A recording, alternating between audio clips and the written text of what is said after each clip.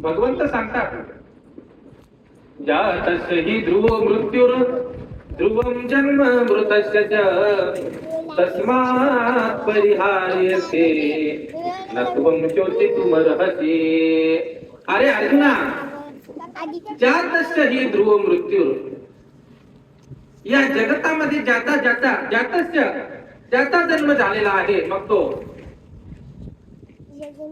जीव प्राणी असेल, झाड असेल, त्याला एक दिवस या मृत्यू लोकातून जावंच लागतं महाराज।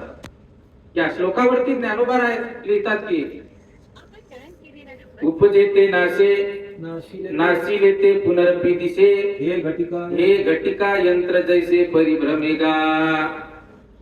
घड्याळाचं उदाहरण दिलं ज्ञानोबा रायांनी एक 800 वर्षापूर्वी। हे घटिका यंत्र जैसे परिभ्रमेगा। बघा, घटिका यंत्र म्हणजे घड्याळाचं, जसा घड्याळ कशावरून निर्माण झालेला आहे, हे जे काही कालचक्र फिरत आहे महाराज, त्याचप्रमाणे